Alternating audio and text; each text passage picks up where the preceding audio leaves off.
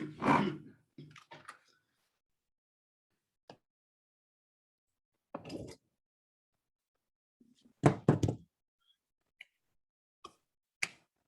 present. Hey, Courtney, how you doing? I'm great. How are you? Good, I'm good. Hey, everybody. Hey, Chief. How are you? Hey, how are you? I'm okay, thanks. So I follow you on Facebook and I'm looking at your fancy new station being built. Yeah, it's coming along nicely. Looks nice. Yeah. Yeah. Everybody, I am here, but I am going to stay without my video on because even at the beginning of the meeting, I can introduce this, but then I'm sort of still eating my dinner. So I just got in the door. So while we're in executive session, I will have my camera off. At least until I'm ready.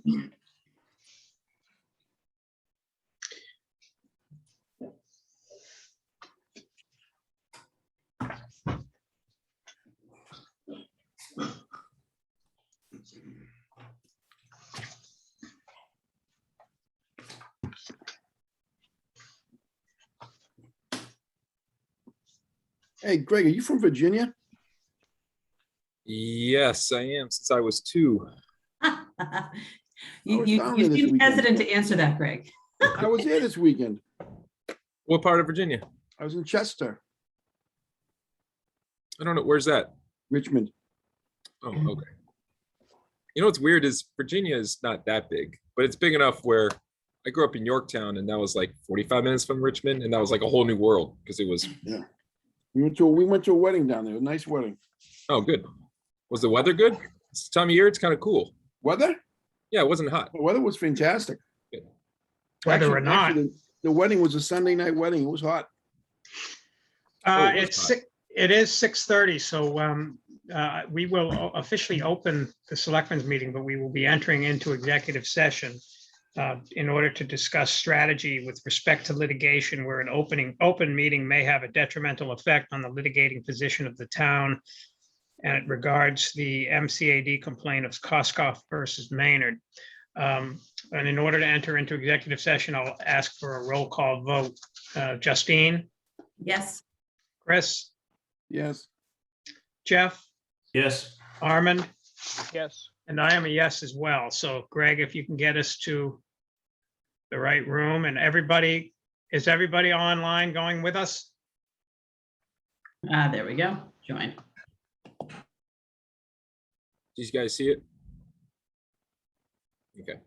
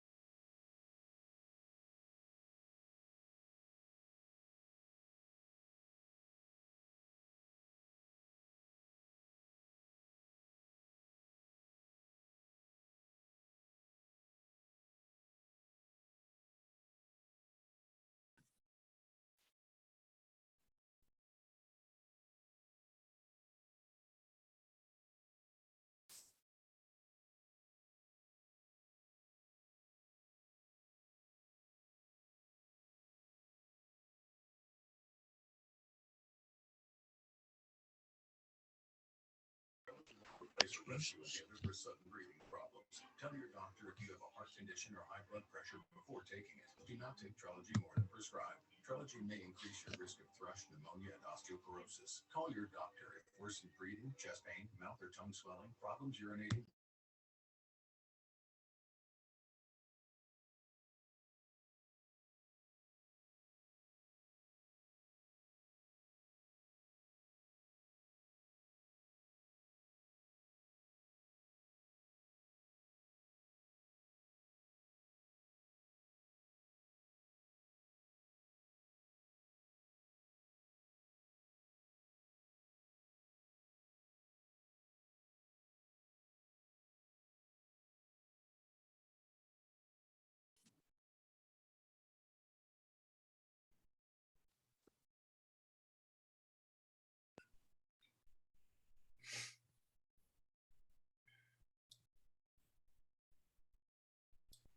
I feel like we lost David. Oh, there he is.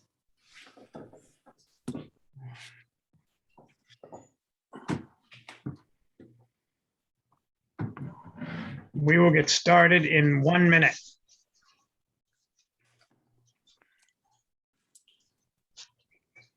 And we are at 7 o'clock according to Apple, which runs the world, right? As a preliminary matter, this is David Gavin, Chair of the Maynard Select Board. And permit me to confirm that all members and persons anticipated on the agenda are present and can hear me. Hold on. Justine, Yes. Chris, Yes. Jeff, Yes. Armand, Yes. Greg, can you hear me? Yes. Okay, great. And Becky, can you hear us? Yeah. All right. And so I already did the staff, then anticipated speakers. We don't know who's going to speak. I see Elijah is here from ADA. He may speak. Elijah, can you hear us? Yes. Okay.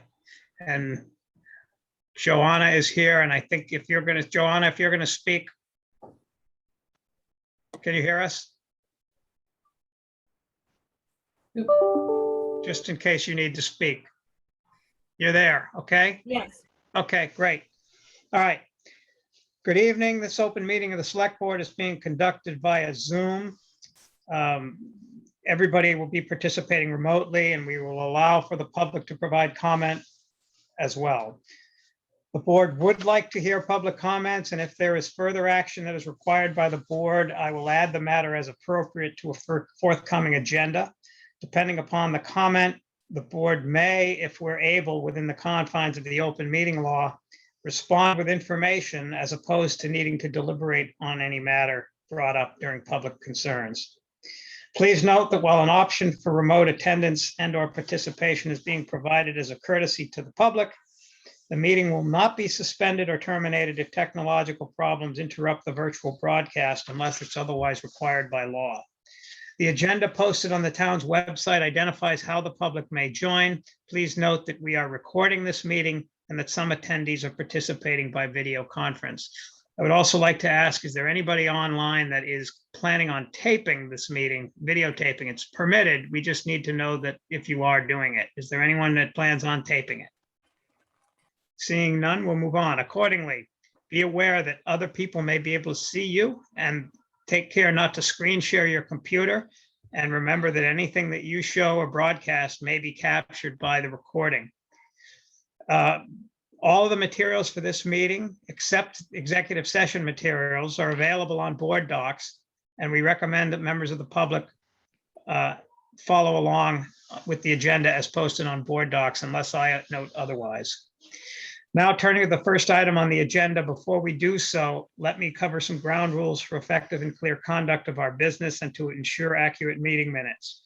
I will introduce each speaker on the agenda. After they conclude, I'll go through the line of members, asking each by name to provide any comment, questions, or motions. And please hold until your name is called.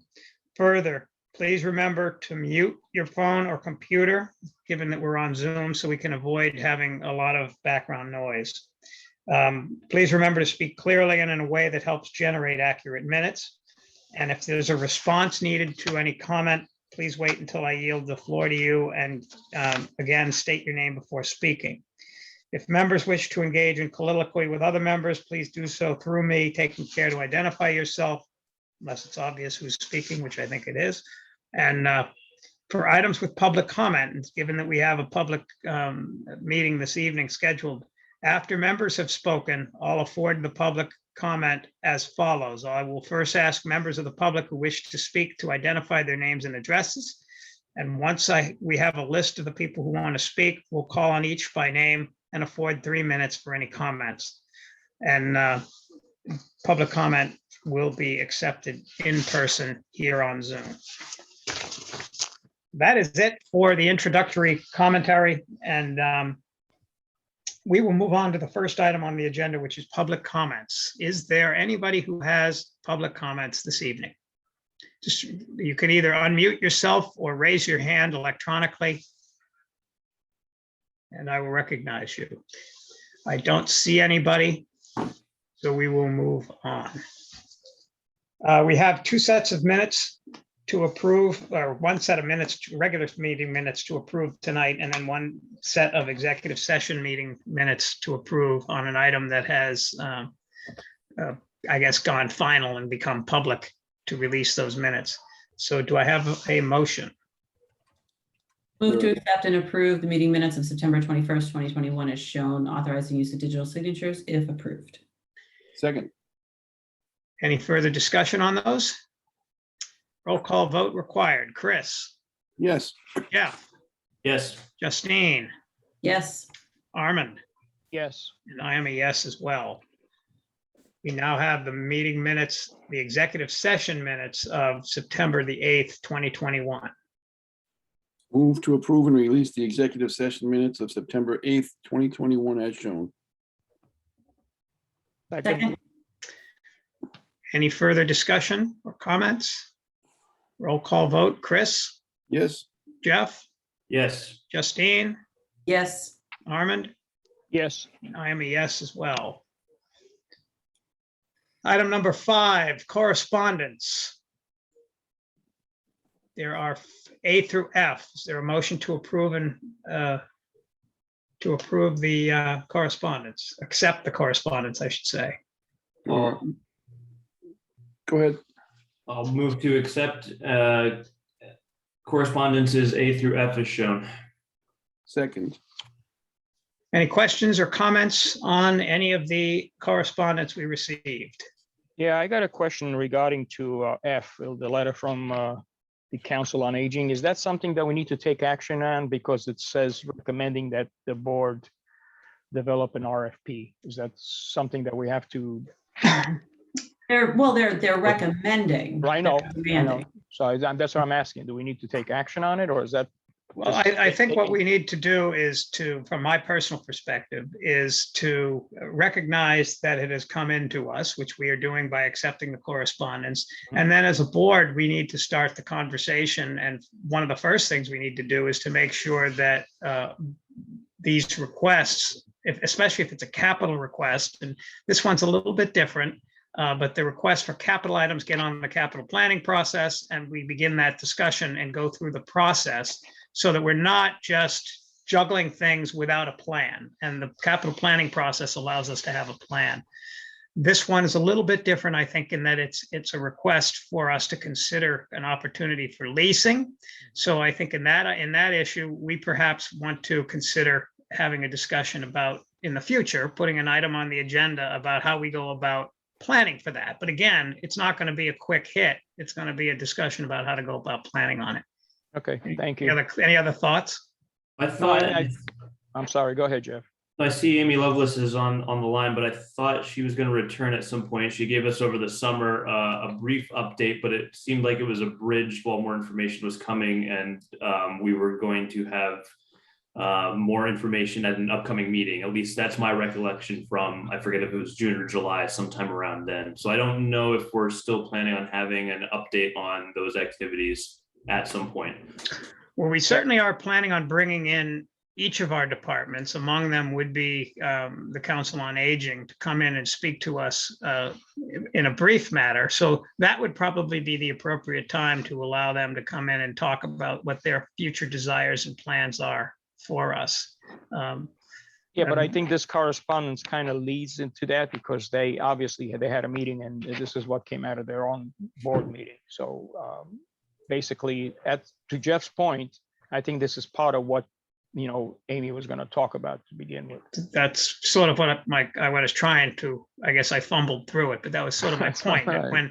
when they come to us with their discussion about what's going on in their department and what their needs are, which is really what each department is going to be asked to do, that would be a good opportunity for us to engage in that discussion. And then again, start planning, put it on future agendas to have continued discussions and sort of have an idea of how we're going to get to where we need to get to down the road. I don't think there's any dispute. We see these numbers on the housing production plan that shows that we have an aging population.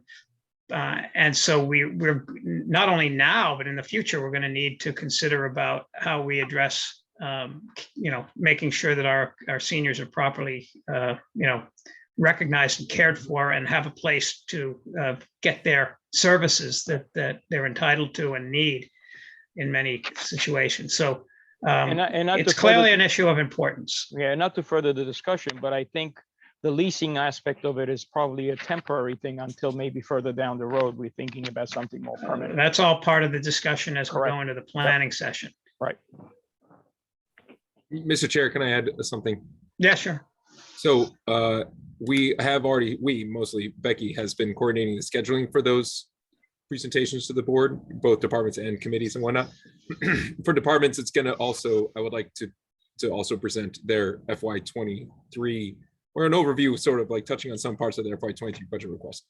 But regardless, Amy Lovelace, the Council on Aging Director, had asked, could she go much later in the plan is to kind of present to the select board over the course of the fiscal year, right? So not all committees are necessarily presenting, committees in particular are not presenting FY23 budget request. Right. And we can't do, sorry, I have a cold. I have my son's cold from last week. So we can't do everybody all at once, and we don't want to do too many in one meeting and just Right. have.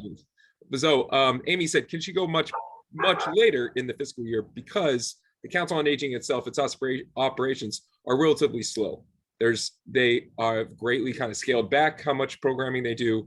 They have sort of limited access, if you will, mostly because of COVID.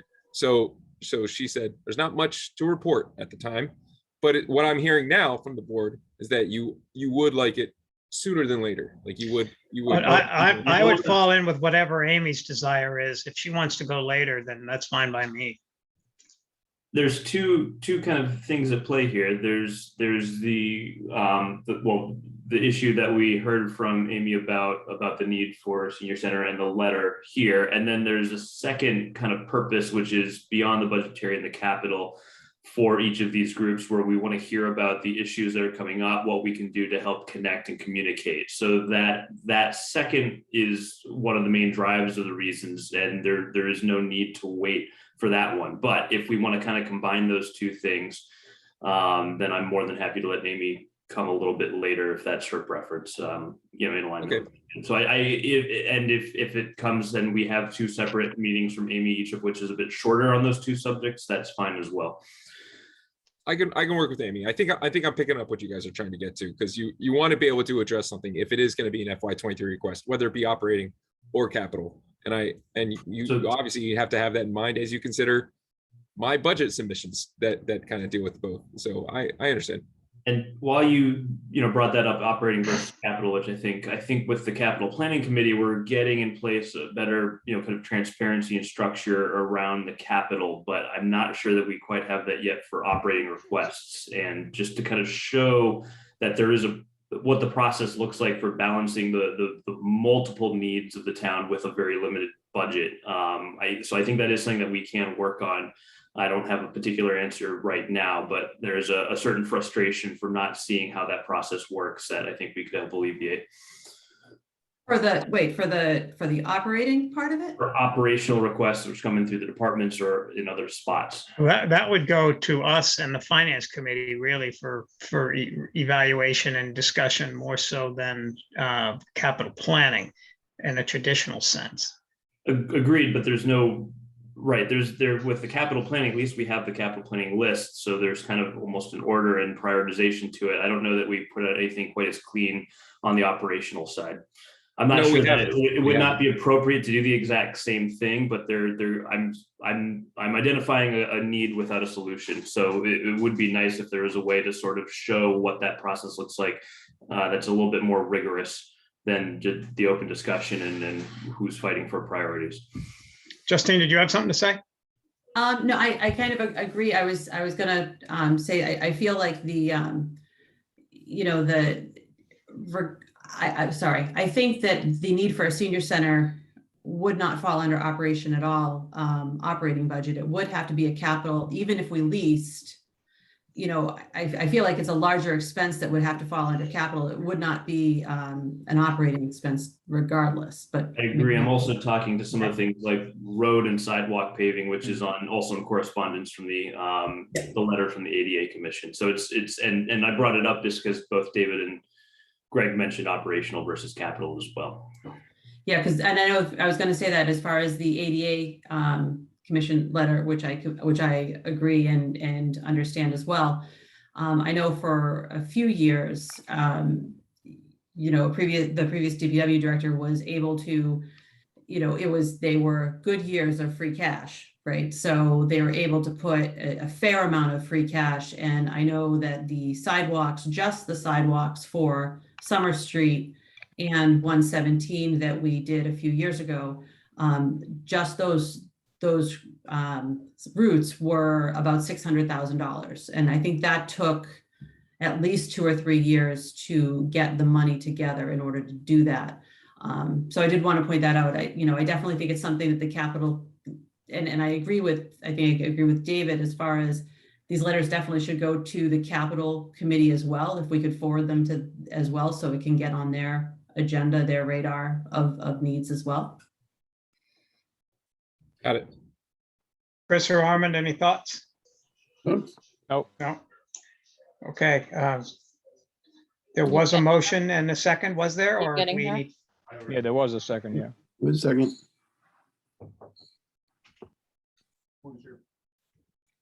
No, I don't think anybody else has anything to say. So the motion and a second.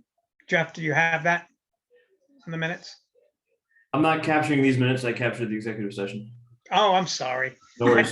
Becky, do you have that? Okay. All right.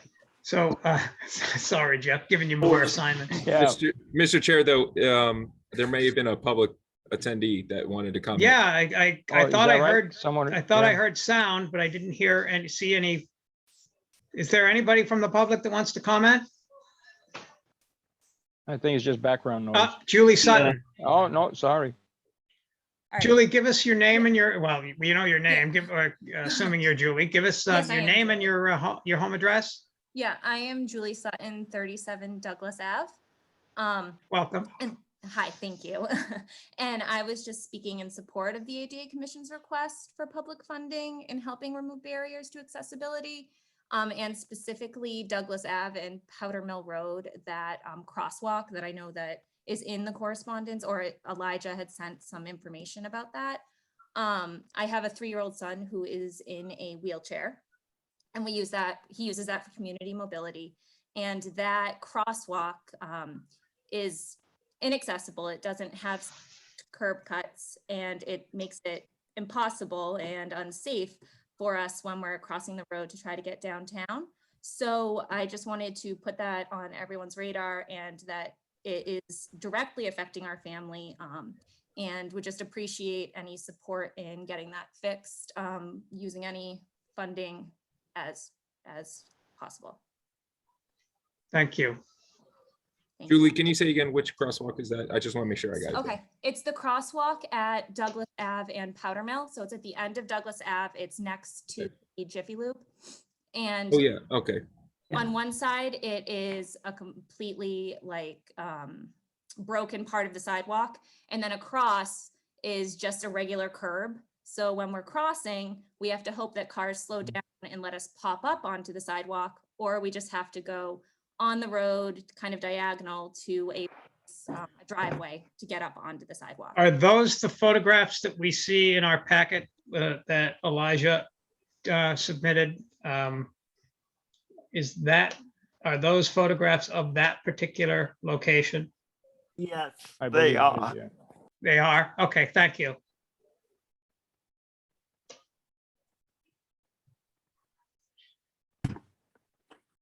Any other comments from the public on this topic?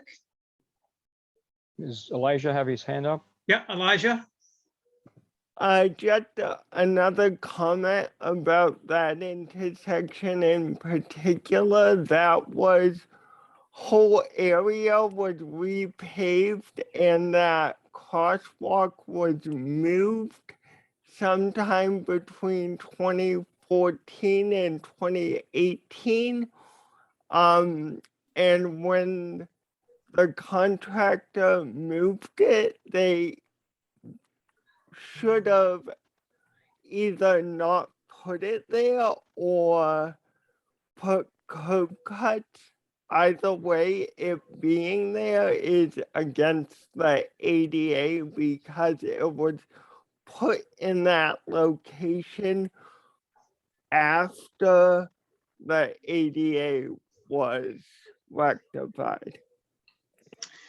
Yeah, thank you for pointing that out. And, you know, we've talked about this before, or if you remember, when, if all of us, I think all of us were on the board at the time when we had the issues with, you know, yeah, we were, because it was COVID related with, you know, the setup outside of certain restaurants that would take away accessibility to the sidewalks and everything else. And we just have to be aware of those. So thank you, Elijah, for bringing it all to our attention.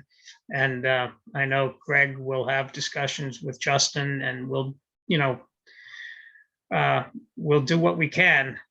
Funds are limited, but there are certain things that take priority due to safety as well as accessibility. I'm curious if where it was, where the crosswalk was moved from was more accessible. I don't know if anyone knows that.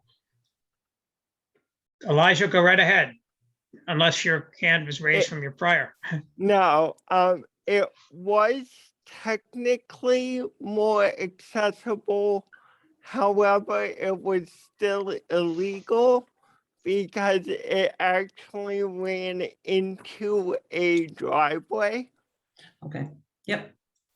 It was on the other side of the intersection. Okay, So it ran into what used to be the driveway of Suburban Glass. Yeah. okay, Um, all right. Thank you. Okay, any other comments? Hearing none, we'll take a roll call on the correspondence. All those in favor, Chris, Yes. Jeff, Yes. Justine, Yes, Armand, Yes. and I am a yes as well. We have consent agenda items, one of which is the change of the manager at 110 Grill to Andrew Shepherd. And then we have 3 cemetery deeds for approval. Is there a motion on the consent agenda? Sure. Move to approve the consent agenda items A and B as presented and authorizing the use of digital signatures if approved. second, Any further discussion? Hearing none, all in favor, Chris, Yes. Jeff, Yes. Justine, yes, Armand, Yes. and I am a yes as well. We do have public meeting, a public hearing at 7:30, so let's try to power through what we can prior to that. We have 8 minutes. And I think we can get through this next one, which is, I think, a relatively straightforward issue. The request oh, actually, that's not a relatively straightforward issue. I was thinking of number 8, the right of entry is probably relatively straightforward that we can get through pretty quickly. Maynard Crossing Digital Way, and correct me if I'm wrong on this, Greg, and or I see that that Justin is on too. This is really just giving authority to the town to gain access to our water wells in the back out there and it was already all approved by everybody along the way, and it's really just a formality. Is that accurate? That is correct. That's correct. So hearing that thought, it just will allow us to gain, basically, lack of a better word, I guess it's an easement, but it's really not an easement, but it's the It's equivalent preemptive to, of it. yeah. It allows us to gain access to the wells that we have out there. Any questions or comments from the board? Seeing none, I'll ask for a motion. Move to approve the right-of-way entry agreement with Maynard Crossing JV LLC, Maynard Retirement Residence LLC, and Digital Way Owner LLC as presented, authorizing use of digital signatures if approved. Second, Any further discussion? Roll call vote. Chris, yes. Jeff, Yes. Justine, Yes. Armand, Yes. and I am a yes as well. We have 6 minutes. Don't let us forget, or don't let me forget, that we'd have to go back to number 7. Looking forward to the other items. See if anything's a quick hit. Greg, do you think you can handle number 13 quickly, the professional appraisal? Yes. So I am, so the lease with the art space is coming due.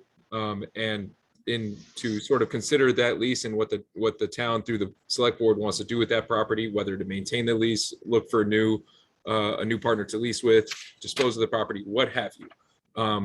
It's important to have the information as to the value of the property. That's one of the sort of aspects of procurement and how we might go about that process.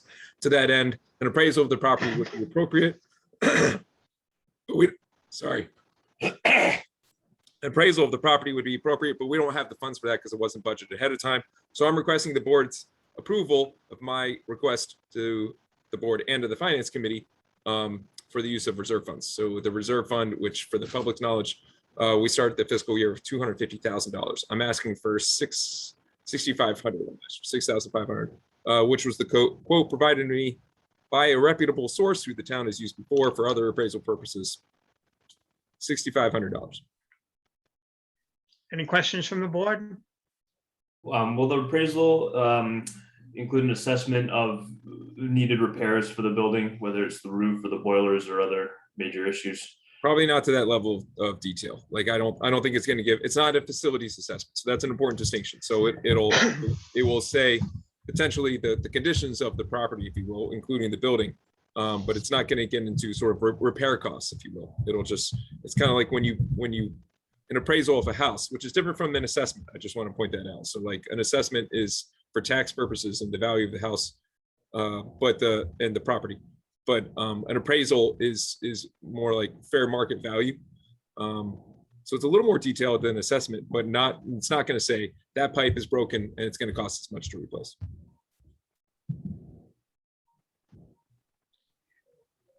Any other comments or concerns or questions? If not, I will accept a motion. Move to approve the reserve fund transfer request for the professional service contract for an appraisal of the property at 63 Summer Street, authorizing use of digital signature if approved. Second, Motion's made and seconded. And just for clarification purposes, this would then go to the finance committee, who would have the final authority to approve. And they actually will just see that the board has reviewed this and, moved it along to them. But they can take the action that they deem appropriate as the finance committee. It's not, our vote is not binding upon them. Can I ask one question, David? real Yeah. quick, Before we take the vote. Greg, it says, so we currently have a balance in our professional contract account of $5,000. Yep. It looks like you're requesting not to use any of that, which I do understand, but I just want to make sure that's the intent, right? Is we don't want to exhaust that all the way up front. Correct. Because we'll need that later on. Okay. I'm kind of like artificially increasing it to $11,500, but Okay. Yeah. All right. Thanks. Any further comments? So hearing none, all in favor. Chris, yes. Jeff, Yes. Justine, Yes. Armand, Yes. and I am a yes as well. All right, we are now approaching, we only have 2 minutes, so we'll wait for that. And at 7:30, we'll open a public hearing regarding the renewal of the cable television license of Verizon New England. And at 7:30, I will read the official notice. We have a minute to wait.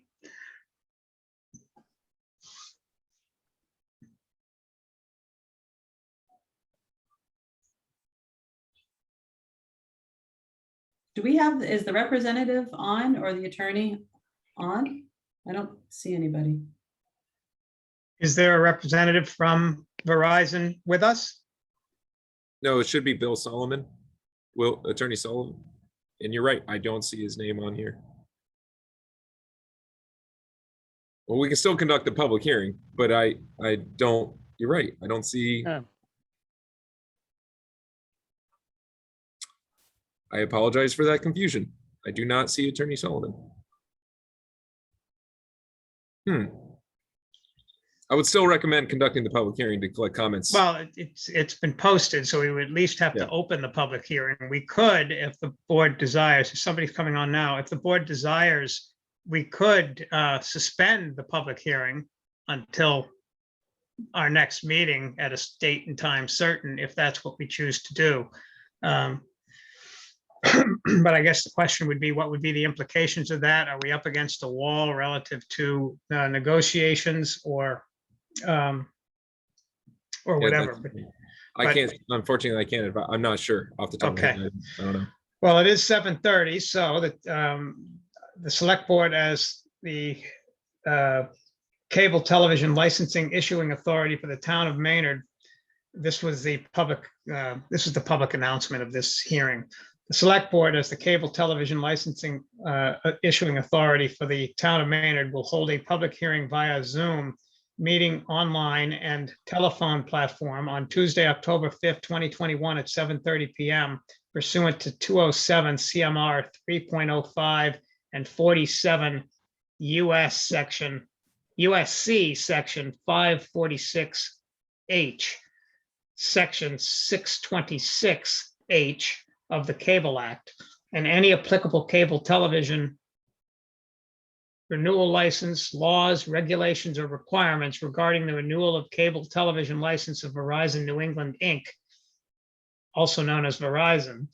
The purpose of the hearing is to A, identify the future cable-related community needs and interests, and to review the performance of the cable operator. Information for attending the hearing and/or participating therein will be listed on the open meeting law notice for the meeting to be available on the town website and/or may be obtained by emailing or telephoning Becky Mosca at the Select Board Office, bmosca@townofmaynard.net and 978-897-1301. Additionally, written comments may be submitted to the Select Board by email to bmosca@townofmaynard.net, both prior to and within 30 days after the public hearing. The public hearing is open, and we will, I guess, the first issue that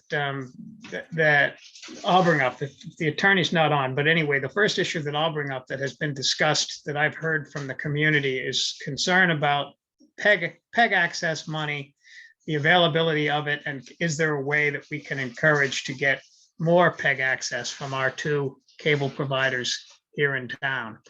Now, I think it's important to recognize that the PEG access funds are paid for by the Verizon and/or Comcast users, that it's part of the bill. So it's not free money per se, it's paid for by the consumer. And but there are some questions that I think we need to seek some answers to. Specifically, does every dollar that Maynard residents and Maynard cable users pay into PEG access actually get returned to Maynard, or is that equally distributed among all of or somehow distributed among all of Verizon and Comcast. We're not here to talk about Comcast, but all of Verizon's communities? Or is it strictly given what is paid by Maynard residents goes to Maynard residents? We don't know that, or at least I don't know that. So having said all of that, the other aspect of this hearing is to the quality of their service and what we like about them, what we don't like about them. And one comment that I would make at the outset is that I remember, I think it must have been what do we have, a 3-year contract, Greg, or is it 5? I'm sorry, I don't know the answer off the top. Okay, I'll have to find so out. at the last time we did our contract, I believe there was a discussion about going Wi-Fi with Maynard's local television broadcast, and we have not seen that yet either. Because of course we want our faces to look better on TV than they do currently when you have the Wi-Fi. But anyway, so we haven't seen that. So anyway, I will open this public meeting up for further discussion from other members of the board. Any questions that we might have that can or can't be answered, and if we feel a need to continue the public hearing due to the fact that there are questions that can't be answered, we can certainly do that. And also, because it is a public hearing, the public is welcome to make comments after the board members have spoken. Justine. Thank you. I just had a quick question. I think this is for Greg, but I realize that this is this public hearing is to receive public comments regarding the proposed renewal and negotiations. Do we have any documents showing what the proposed renewal and negotiations are going to be? Not as of yet. So Attorney Solomon, who we've worked with, we as in the town have worked with in the past on a number of, we did Comcast in my tenure a couple years ago, and kind of following his lead, admittedly. So he's been good to the town before, and he didn't provide any additional documents for this evening's meeting. So I apologize for not having that available, but no, we haven't begun negotiations anyways. So no, there's nothing to share of it right at this time. So what we're looking for, either from the board or from the public, is comments regarding the renewal, looking for, whether we feel we use PEG access money, like all of that type of thing, correct? That's a good point. Yes. So thank you for asking for clarity. Yes, that would be helpful to me. Direction, it's similar to what David Gavin was just bringing up. Like what might be, it helps to have what we're negotiating for. So of course, I would like more money as well to support PEG funded activities. WAVM is probably the most popular. In fact, just for the public's awareness, PEG also includes both Comcast and Verizon, which is because they have licensing fees that they pay towards the town. They are using our right of way. They're using our infrastructure and providing a service. Although the town is another customer, the town itself, uppercase T, is another customer, if you will. But because the town owns the right of way, those those cable providers have to pay a fee towards the town. And the state has significant oversight of this process as well. Those monies are kind of we use mostly in support of WAVM. So over 90% of the funds that we get from PEG, again, that's from the 2 different licenses, goes towards WAVM, and only the remaining, a little bit less than 10%, goes towards the town. So it's a very important program that we support, WAVM, and PEG is kind of crucial towards sustaining that. Otherwise, the burden, if you will, of supporting that programming would fall entirely to the town without the offset of PEG. So we will negotiate. I know that is so valuable to the town. When I work on behalf of the board and negotiate, that's going to be paramount to me, is to make sure that money can be supportive as best as it can for whatever the terms and conditions that be there. Is there, you mentioned that it's that there is significant state oversight regarding this process.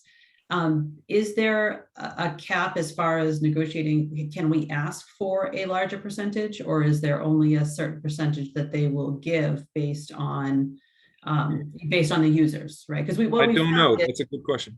Because I think what we have found is that the users have dropped off because people aren't necessarily using Comcast or Verizon and they're using other streaming platforms. But what that's doing is obviously hurting the income that we depend on for our public access channels. So I was just trying to figure that part out. No, that's a great point. So as part of any negotiating, the other party would have to, like, it kind of the burden would be on, in this case, myself and Attorney Solomon, to support our argument for maybe additional funds or whatever the case may be. But if I were them, I would say, well, our customer base is down and our revenue is down. I don't know if that may be the case, but that's what has to come out in negotiations. Okay. Yeah, it's kind of a two-edged sword because if they, I guess we have to have a better understanding of how they fund the overall PEG, benefit to each community. As I said before, I don't know if it's dollar for dollar, what's paid by Maynard residents is what goes into that fund, or if they pool it from all their other communities and then distribute it in a different way. I think we'd need to learn that, and then that would be the only real way we'd be able to gain more potential revenue from PEG, if that were the case. And again, they're going to argue, presumably, well, geez, since it all comes out of the pocket of the consumer, it's essentially asking your residents to pay more money to use our product. And if that's the case, we may lose business. And at the end of the day, you may actually lose money because more people drop off and go to online services or whatever, and we don't get the PEG access from that. That's the conundrum.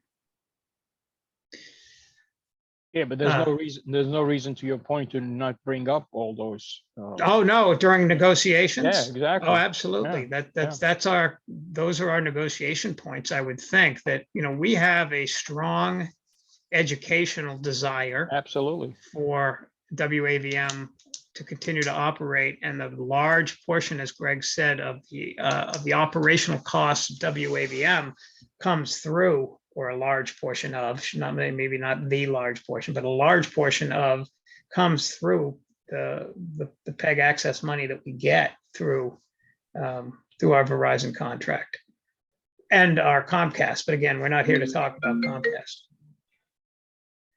Any other comments from the board or questions? Hearing none, I will open it up to public comment. Elijah, I see your hand is raised. Oh, maybe, nope, it's not. That's my cursor that's on your block that has the hand raised.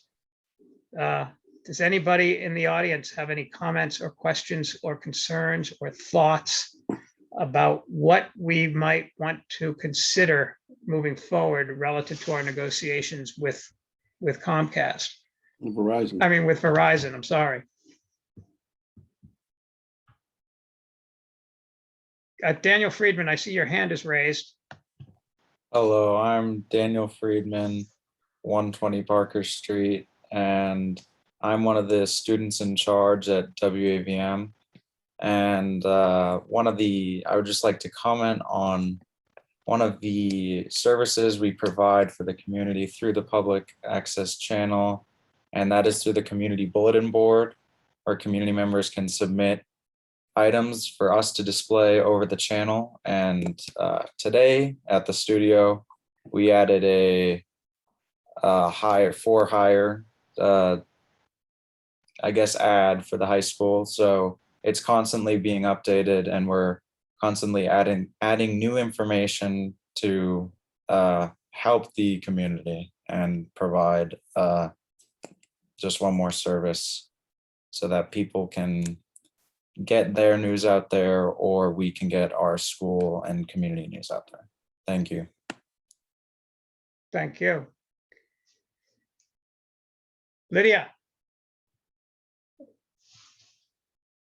School Committee Chair, Lydia Clancy. Thank you, Lydia Clancy, School Committee Chair. Yes, I just want to advocate for the PEG access money, because WAVM is such an integral part of our high school experience, and it's one thing that keeps kids in Maynard, and it's a really, really important program to support.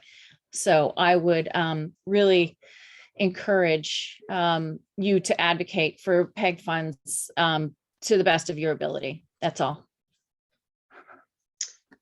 Mr. Lenacek.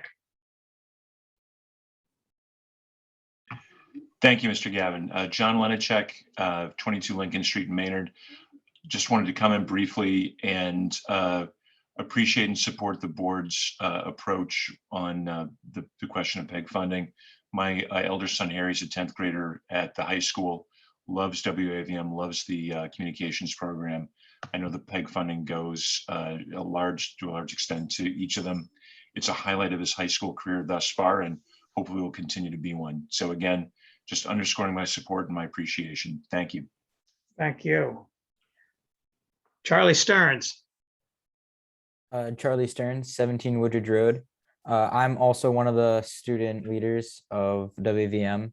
And as many members of the community know, annually we do an event called the Santa Beacon Telethon, where we raise usually around $30,000 for the community during the holiday season and give to people who can't really afford Christmas. And it's such an important aspect of the community. Small businesses get together for it, and it is streamed live on our broadcast channel. So it's such an important aspect of WVM in terms of big fundraising events like that. Thank you. And I say that there was a memo in our part of our correspondence, I think had to do with the Beacon Santa Telethon, if I'm not mistaken. So it's ramping up. Emily. Hi, Emily St. John's, Hoover Learning Circle, and I just wanted to provide a little bit more of what we've done for the community in ABM. I'm a CEO. And so during the peak of the pandemic, we didn't allow spectators were not allowed at the basketball games. So what we did was we live streamed them so that the parents could watch their kids participate in the sports. And the television channel also allows us to have a Chapter 74 program at the school that helps get more people involved. And yeah. Thank you. Greg, you're getting all this? Yeah, and Becky, I think I'm right. Okay. Gavin Bartlett. I'm Gavin Bartlett. I'm a CEO, WAVM. I live at 2 DeMar Street. Every year, with the exception of last year, we would run live TV shows for WAVM members. Most of them involved like cooking and other creative activities and ideas. We'd also bring on like community members, and so the PEG program, I'm speaking in support of that, and it really makes WAVM and the town of Maynard special. Thank you. Matthew Cloutier. So I'm Matthew Cloutier, one of the CEOs of AVM, live at 11 Abbott Road. We also run town meetings such as school committee and select board meetings, and then the special town meetings. And then we'll record them, then we'll put them on TV at a later date. So if someone missed them, they'll still be able to watch it. Thanks. Thank you. Any other comments from the public? More than one page on here, so I'm not seeing everybody at once. And I don't know if this automatically bumps people to the front if they raise their hand, so I'm checking. I don't see anybody else. And I saw a hand go up. Eve. Hi, Eve Schluter, 10 Chandler Street. I have a question, but also a comment. I guess I'll start with the comment that I also, want to put my support behind the funding towards WAVM. My son is just getting into this year. We'll have his first radio show on Friday and has really enjoyed working towards that, has been excited. And last year, due to the pandemic, couldn't start, even though he was, I guess, eligible in 6th grade. And he's looking forward to the rest of it. So I'm excited to become a WAVM parent and participate in all those activities. My question is, in terms of the negotiation, the question that Dean raised earlier about, is there something to review or to provide feedback on? I understand, negotiations happen, but will there be additional opportunity for the public to provide feedback on any potential contractual negotiations once they are further advanced? Greg, do you want to comment on that?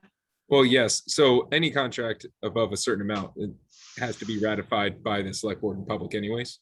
So the negotiations happen behind closed doors, if you will. That's just the standard procedure. Even if they were to include the select board, it'd be an executive session. But yes, I value input either way. So even if it's not at a public session as this, I suspect the rest of the select board also welcomes input. You can email us, call us, or whatever the case. If you see me at CVS because I'm trying to treat this cold at a distance, you can tell me what you feel about PEG access. But no, I think I hear this loud and clear. And since the day I started in Maynard, I've been welcomed by WAVM and the Beacon Santa, and I hear it loud and clear that how important this programming is. So it's good. But either to your point, Eve, yes, there will be another opportunity for public review and input before anything's ratified, meaning approved, like when it's finally approved. Thank you. And that would be, part of it would be enough time for the public to review the document as part of the agenda and then to come to the meeting and comment if need be. Any other comments from the public? Hold on, was there a hand raised? Elena has. Alana. Yes. Hi, thank you. Alana Gustafson, 17 Rio Road, Finance Committee Chair. And I just want to point out that while I 100% support getting money from outside sources, Verizon, Comcast, whoever else, that this program is clearly way too important in our community to solely rely on funding that may or may not be there at any given time. So I'm certainly hopeful of this negotiation, but it is clear from not just from the comments tonight, of course, but from how much we rely on our wonderful, talented, and such giving of their time students at WAVM, that this program needs to continue to be funded regardless. So I think this is just something we need to be sure, is in our minds as we go into budget season with the school budget, et cetera, that, WAVM isn't going anywhere.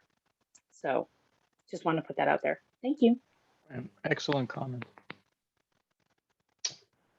Any other public comments? I think I'm learning that when somebody raises their hand, they do go to the front page. So I shouldn't be searching. Any other members of the board with any further comments? I just want to make a quick comment, and to all the students that are involved at WAVM, you make us proud, you make Maynard proud. So everything that we could do from our end to support that gifted, program that you people put together is just unbelievable. So to Alana's comment earlier, we'll find a way to make sure that that program never goes away. Go ahead, Justine. And I just wanted to, and I know that we all know this, but especially for when the attorney is reviewing the comments, that is the other thing that makes Maynard so special, is the fact that our cable access channel is run by students. There's no cable access department run by a group of adults. This is, these five students that spoke tonight are the ones that are running this with adult supervision, and that is something that truly is unique and special, and definitely should be treated that way. Thank you. Any other comments? Greg, you think you have enough to take with you to? He took shorthand. Emphasize the importance to the community, to the students, to Maynard Public Schools, Yeah. of the Deep need into my resolve. Yes, I understood. I understand. of And I pay think, access. I think Bill Solomon is familiar with the town as well. So Yeah, I think so too. I remember too, Verizon had said, and this is just sort of an aside, and I wish the attorney was here to ask him. Verizon had said at one of our last meetings relative to contractual issues with them, that they were looking to start getting out of the business of cable. And that's why I thought we had shortened, as a result, we got a shorter contract the last time than we did previously. I think it had gone from 5 years to 3 years, if I'm not mistaken. Chris, do you remember that? I remember the conversation, but I'm not sure if it was Verizon or Comcast. I'm not sure who exactly. I thought it was I Verizon. think it was Verizon too, and I don't know if it was them that said it or someone else that came in to talk about this stuff that told us that they're looking to get out of they're looking to get out of the television business per se. Yeah. I forget if it were, I don't think it was them though. I think it was somebody else speaking of them or on their behalf, kind of. right. So it might have been Bill Solomon. I mean, that's another thing he does. He advises us as to like, for strategy, like how, like that way you kind of know the other side of the table, if you will, about what are they getting out of this and what are they. So it'll come out. Lydia, I see your hand up. You bounced to the front page. I'm getting just- good at this. Sorry, I'm just speculating. Could it have been Brian Sanders at one of the meetings? No, No. this is No. that was no, it was before like Brian became active with our meetings, and it was it was live at a meeting, and I'm pretty sure we were talking about a contract relative to. I think it was David. I think if I remember, it was a conversation about the Verizon Fios service in particular.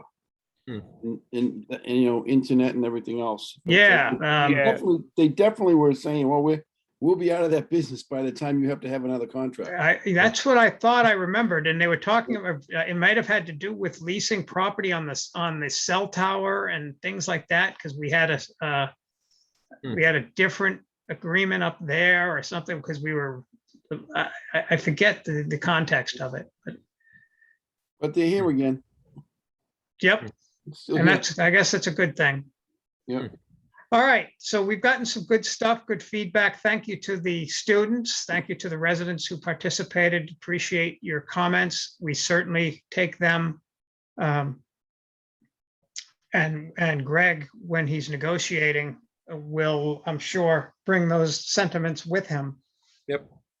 And, we're hopeful, I think, that we will at least get some answers to some of these questions too, because I think it is important to find out why, how they distribute this money out. And is it just dollar for dollar on Maynard residents that you pay,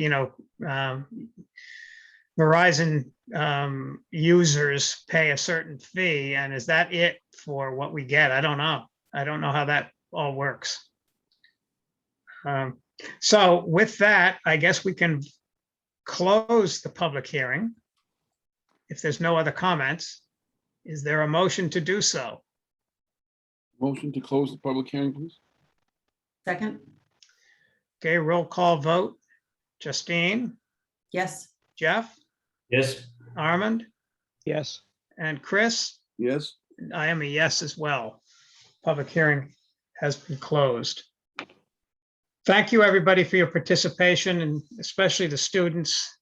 Thank you for all that you do to help us. And we're really looking forward to this year, especially after last year not having the Beacon Santa Telethon. We're really looking forward to it. Not to put any pressure on you, but we're hopeful for a really bang up job and have some fun with it, especially the seniors, where it's your last opportunity. All right. Let's go back to item number 7 on the agenda, which is the request for use of town property, sign placement on Nason and Main, and specifically what generated this item on the agenda was a request from the sponsors of the upcoming citizens petition at town meeting, who asked to place some, I guess, lack of a better term, political signs in support of their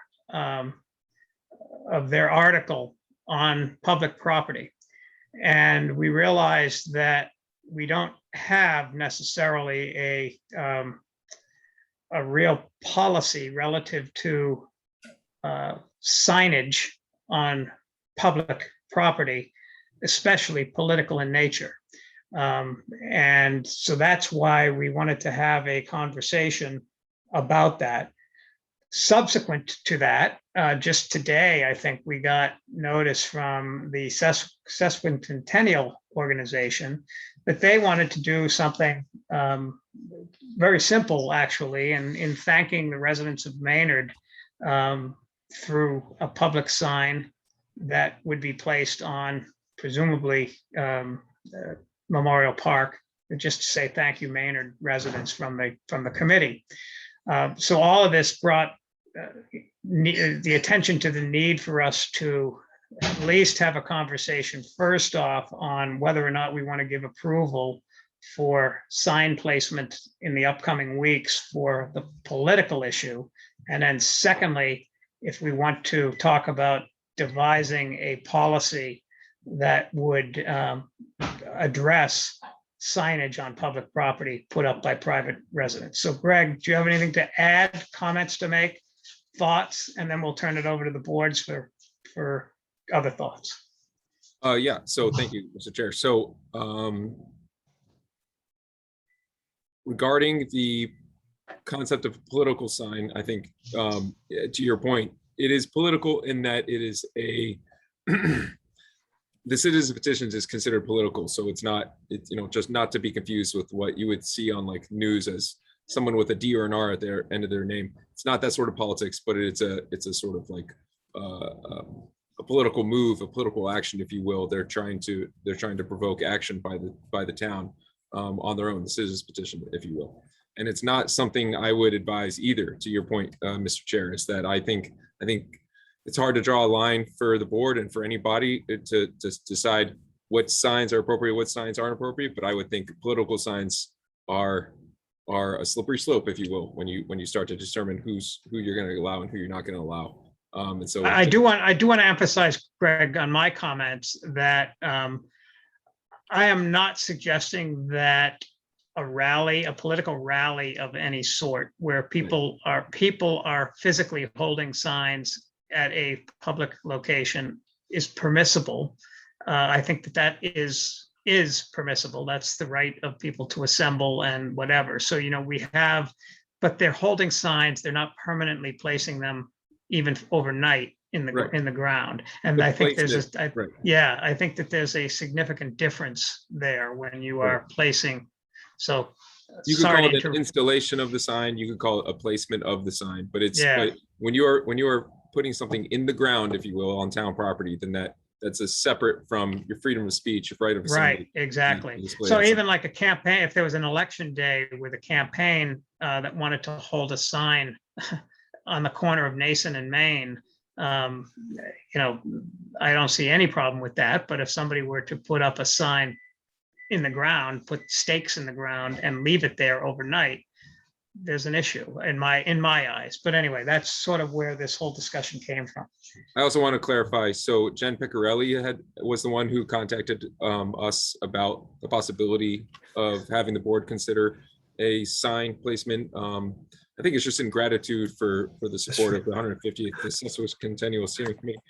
So they're not exactly related topics, but still, I agree with you, Mr. Chair, like having a policy in place just to help distinguish and what sort of the board is willing to consider would be important. Mr. Solomon, can you mute yourself, please? There's some I'm feedback. sorry. I No apologize. problem at all.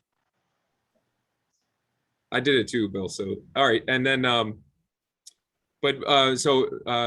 Jen Piccarelli said that there's no urgency, so to speak, when it comes to her sign. So she's willing to submit an application. She may have already to be put on a future agenda for the board's consideration. I found another town's sign policy and took it to draft a policy for the select board if you want to consider that related to this topic. So the board, of course, You can decide what to do about the request for the sign from Green Maynard. And then separate to that, if you want to consider a policy, I drafted one that I found, and you can provide your comments and review. But Greg, the Jen Picarelli's request has nothing to do, it's separate from, Separate quote from un- it. right, quote unquote is. political different- science. So if correct. we're gonna make a decision on that for this weekend, that's a simple decision, no? Yeah, but you don't have to do it for this weekend because Oh, I got you. yeah, right. So I thought she did need it for this weekend. That's what it said. I meant for, I Yeah. thought she meant it for this weekend. Okay. She changed sometime today. She said that it could be at a future meeting. Okay. Okay. Yeah, so consistent, well, I'll let others members speak. Any thoughts from anyone? Well, I like to see what Greg has. It's in the packet. Oh, So easy for me to say. Greg, without this in place, or let me ask it the other way, with this in place, does anything substantially change? Because I believe you can't place a sign on town property without right now, right? So this is just spelling out what is already the case. Correct, which I think, to give credit to the board, you have been better about pursuing that sort of clarity and setting policies in place. I'm just making sure we're not changing anything right now. We're just clarifying it. No, right now, if I were to see a political sign stuck in there, it's got to go. So I feel like one of the things that I saw on is I do know that there are certain organizations that do use some town property to put signage up, not necessarily political. And so when looking at the proposed, looking at the proposed policy, it says signs of any kind are not allowed on town property. So that means that the Boy Scouts that advertise electronic recycling is no. I'm not sure about the fence at the school. I don't know if that, again, that goes, is that school property, is that our property? So I feel like there's more that we would have to figure out as to whether or not we would be okay with telling everybody no, or if it's just political signage that we're saying no to. You could potentially, if you will, Mr. Chair, if you could distinguish that potentially. I mean, maybe it would be difficult and not perfect to say what's political first. I don't think the Boy Scouts may be considered political, but maybe they would be. So I think maybe it might be questioned as to whether you allow. And right now, there's not a problem, right? Which is to your point, Jeff. Like when I know what you're referring to, when the Boy Scouts put up their, when they do their computer, They do their recruitment signs on the over towards the parking lot. I remember they're there quite frequently. Oh, I was thinking the fundraising, but when they do the fundraising ones, it's not like so. it's like the bottling age. can drives and all that stuff. Recycling. So Well, maybe that's true. Maybe That's that's true. acceptable, right? So that was a draft policy that just was, to your point, Justine, kind of extreme, right? It just says no signs. So if you want to have some clarity in there, some where, like set some boundaries, you could do that. The Boy Scouts put that sign up on the Crow Park sign, or the Crow Park fence periodically for their bottle and can drive. They used to. I don't know if they still do. Yeah. And then the schools, I think the schools give out authority to utilize the stretch of, Alumni Field along. And is Lydia still on? She can clarify if that's true or not. The stretch from the lights all the way down to the gate to get into the field. My understanding is that people have to seek permission from the schools, but I could be wrong. Those are the ones where the congratulations senior class captains and everything else get their pictures put up there. Lydia, go right ahead. Hi, David. Thank you. Yes, that is true. We do give out that permission, I think, and I could be wrong, but I think historically the request has gone to the high school just because the high school is the one that uses that field the most. But now that Fowler, we've made policies that allow signs to be hung on the Fowler field too. We're looking at centralizing that effort in possibly either in the business office or another central office person taking that on so that the principal isn't burdened with it. Thank you. I just a quick thing to Greg's point earlier. I think we need to, when we take this in consideration, we need to make sure that we separate, my opinion, the political aspect of signs and other regular signs. So when we make that decision, it has to be distinguished between the two, in my opinion. That's just my opinion. And would you, and I'm just asking to see where the thought process is. Would you think that there should be some type of a need for approval to put the signs down? Versus just somebody coming along and placing a sign? Would that be your preference, Armand? Yeah, For I think- example, even if the Boy Scouts wanted to come, it's simple enough to put the sign down, but should they come to the town and say, hey, we want to put a sign down, so there's needs to be an approval? I thought it was already a process in place for that. I wasn't aware that there was. That's why we're having the discussion, because there's not. So I guess they should come to us for approval, because then we don't want anybody just popping in and putting any type of signs all over the place as they please.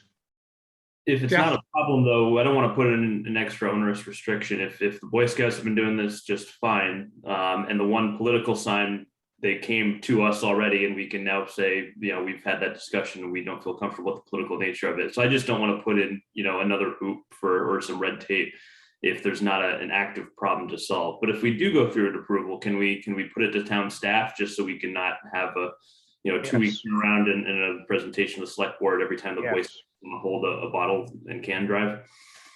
And, I think they should be able to do that with a bit more flexibility without waiting for our open meeting. And I guess, town staff can make the decision if it's political or not. And if they have any doubt, then they can, bump it to us as, appropriate. Yeah, good point.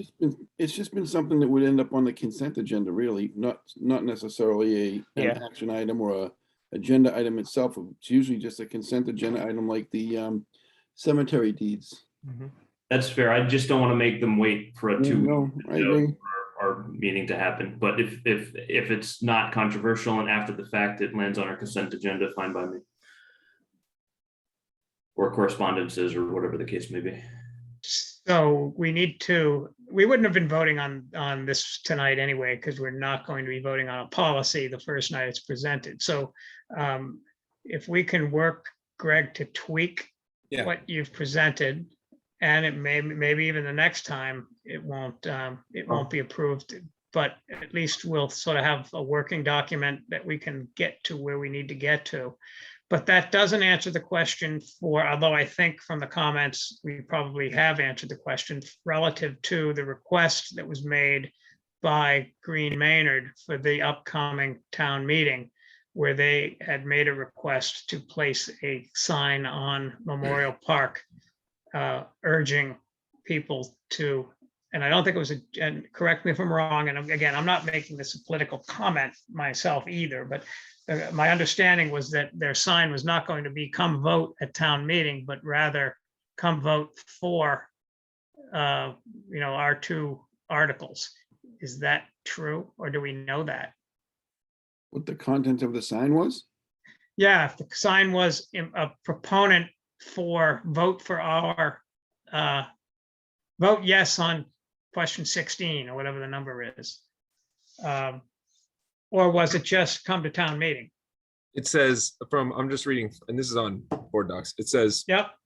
Whom do we see to find out if it is possible to put a sign advertising the bylaws to reduce plastic pollution in the triangle at Mason, Maine? So like they're not, it just says advertising the bylaws, which does imply that it's being approved, but yeah. But don't people already know what the bylaws are or the articles are? Right. So I don't know what the sign's gonna say. I don't. Okay. That's right. I don't know. Yeah. I can't see a big sign with all the articles spelled out. Well, I think that they're talking specifically about their own article. And I think that, I think it's a good faith effort on their part. And I have I think they're doing a fantastic job at getting their voters out. And this is just another effort to get their voters out for this particular article. Yeah, And is- they've been at the market basket too. in front of Yeah, me. and that's great. I mean, Yeah. that's That's the right way to do it. right way to do it. And so the issue for us is, because this isn't the only time, because sometime you're going to have a political sign of some type that you do not agree with at all. And if we don't have a policy, it just goes up. And so the best thing to do is not to put anybody's politics on the line, but rather to say political signs are not allowed on public property.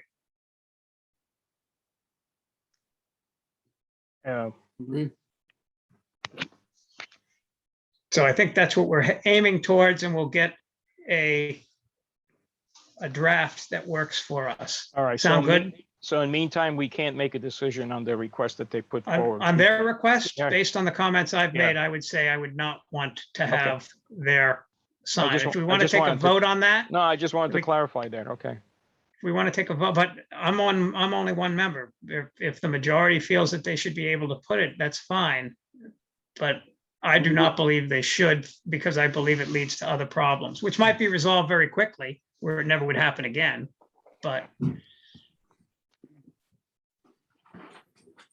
It Does probably any- makes it probably makes it, obviously, it makes it official, but if, it probably would be helpful to have a vote, just, I mean, even if people are voting no, just that the action was taken up and this was what we discussed or what we voted.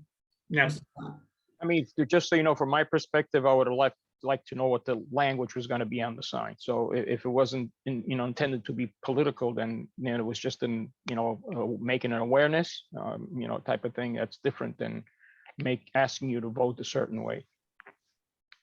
I don't think we need a vote. I think we could direct town staff to do it rather than actively voting a group down. Okay. I agree, Jeff. I wasn't trying to do it, and I wasn't trying to Yeah. send a message. I just wanted to make Yeah. sure that they, Yeah. no, absolutely, that's fine. yeah, either way, it's fine by me, as long as they get the message. And they've been very, very cooperative and very, very respectful. They've done a really good job with their campaign.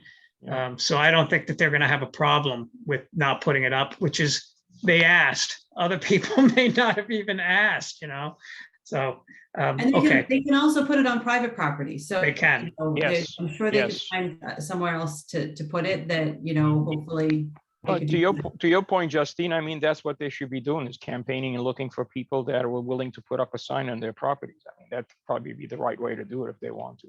I don't get the sense that they're printing up a whole bunch Oh, of signs. I think this I was going to got be you. one big sign that, Got it. all right. I think we've made the message clear. And so Greg, can we get a response out to them just saying the board would suggest that we not have signage of that nature? Conversely, I don't have a problem with the sesquicentennial request, which isn't, it's not advocating for a position on a political issue. It's simply saying thank you. I tend to agree with that. We're also kind of, in a roundabout way, a arm of our body, Yes. Yes. kind of our own sign. I just have to figure out how big the sign was and how, especially if it's gonna go on Memorial Park, how long it stays up. Well, that's the other issue. Yeah. Yeah. But we've been working out those. So yes, those questions are being asked, and we're getting it to. Justin didn't really have a problem with it as long as the stakes weren't. Yeah, you're right. All those sort of logistics. Cool. Yep. Okay, I think we're all on the same page on that. Okay, we already did 8. We already did 9. And now we move on to 10, which is the discussion of field use and the approval process for field use. Because we had sort of indicated our interest in really getting an understanding of the responsibilities and the authorities that we have over all of the parks and playgrounds in town, and when we approve and when we don't approve, and when the school approves and when the school doesn't approve, or when neither approves. Sort of just give us a direction as to where to go. So Greg, why don't you summarize what your thoughts are and what you're suggesting we might want to consider, and we'll go from there. Sure. So yes, this has been a topic for a while, and it was probably delayed in part. COVID and field usage was kind of at a lower anyways, but this is an initiative that Justin DeMarco, the Director of Public Works, has been really taking on. And he got as far as having the Conservation Commission approve proposed rules and regulations, which would then have to be also shared because it's the same rules and regulations. And we're really talking about the field use itself, and that not so much of like authorization and responsibilities, but really like how the fields and parks can be used. Conservation Commission does have a couple. So they did approve it, but the school committee and the select board have not yet approved these rules and regulations. And knowing that it is much more, as you've said, much more complicated than you might assume on the surface of it to have the authority and the responsibility sort of, and I wrote straightened out, but really like to figure out who's going to do what and what the process is going to be. And even the staff, sort of like the responsibilities between staff, because we have public works on town hall side, if you will, and then on the school department side, you have facilities and director of building operations and athletic director. So there is a lot of stakeholders. So one way you can develop new policy is to get a couple people in the same room. So I proposed one way to do that, and this is, again, there's no easy answer for all this stuff. So this is just one possibility, which is have a member of or designee from the select board, school committee, conservation commission, recreation commission, because they don't come up that often, but of course they do have a part in advocating for the use of fields and parks and athletic facilities. And then also said the designee or representative from the superintendent's office and the town administrator's office. So that's easier said than done, of course. I don't mean to like sort of like say that it's going to be simple getting everybody together and agree to whatever might be agreed upon, but it's a good means to an end, I believe. Does that answer the question at the end of the day, though, about who owns which fields? Because we need to get that answer solved, although we can certainly be consistent with how we go about doing it. But I do think we need to resolve, like Crow Park. With all due respect to our colleague Lydia, I will insist that the Board of Selectmen is responsible for Crow Park. But that's based on 15 years of how it's been done, but I don't know. Maybe I'm totally wrong. Go ahead, Lydia. You can argue back. Oh, no, I don't want to. We would be happy to have you keep Crow Park. That's one more thing we don't need to have to be in charge of. So Justin DeMarco, to give him credit, did a significant amount of research, and significant is underlined in that. He did a lot of historical research, spoke to attorneys. That was not mainly, I guess, but in great part, his research and advising for the solar field, the proposed solar field, even though it may not seem so related because we weren't going to put solar panels on Crow Park, but as he can get into detail, which I'm not recommending we do this evening. No, but Crow Park is much bigger than what you might think of with the baseball diamond, and it extends, Green Meadow Field and whatnot, in the historical ownership of that and how it's been, separated over the decades. And so Justin could probably, I suspect, or I'm confident that Justin could probably point to who we have a pretty good understanding of who owns what around town, like whether it be the select board, the conservation commission, and school committee. But as was just pointed out by Crow Park, is there's like what we think is who the owner is and what's perceived as the owner. So it all should be worked out. Yes, and that's the point at the end of the day. And then the other question, I assume that this committee could also talk about, if we're talking about a process to allow people to use those fields, including Coolidge and everything else, should there be fees associated with it, depending on what the usage might be? You know, I hate to think that other communities with similar type facilities charge, and then they come to Maynard and we don't charge, and we're not getting any benefit from it, but other communities are. Not that I want to drive people that want to use our facilities out of Maynard, but I also don't want to shortchange us when we have to maintain those fields, and what do we do it with? So To your point, at least part of the discussion. Yeah, to your point, David, I don't know whether or not Justin or Greg may have an answer to that, or whether other towns are charging. I think it's something we should look into if they haven't. Well, there was a presentation at the school committee from AVLL softball, and my recollection was that the gentleman who presented there was asked if Stowe charges for the use of some of their facilities, and I believe his answer was yes, they do. Yet Maynard does not, and as a result, you know, why is that? Yeah, I mean, if there's damage, you know, to the fields, and who's responsible for, you know, taking care of that? So I think it's something that we should take in consideration, to your point.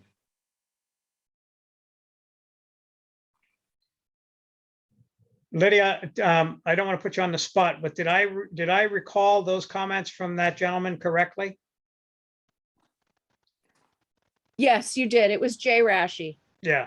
And he is he basically has taken the AVLL softball program under his wing, and has done a lot of work to develop and promote it and create it into a substantial program.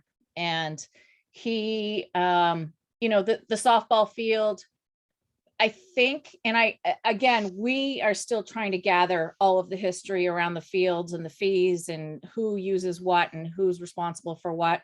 We are, you know, just as in the weeds as you guys are in this stuff. But I believe that because we never really maintained the softball field, and AVLL uses it more for a longer period of time than the high school softball team does, that Jay has just taken it upon himself to have parents volunteer to help take care of the field. And they basically have been doing, I think, like the raking and other maintenance things that they can do, I think, you know, for as little money as possible. He has also gone out and has recently secured some pretty significant donations, like 2 new dugouts. And he's really working hard to make improvements on that field, with the understanding that, you know, it doesn't make it AVLL's field, but it does make it a better place for them to play. Yep, he made a great presentation, and you know, he's clearly helping the program move forward, which is Very great. much so, yes. So getting back to the topic at hand, relative to, you know, what are the thoughts of the board relative to how we go about? Do people favor the idea of creating a committee to sort of review and consider our options as to field usage, or how do we want to go about it?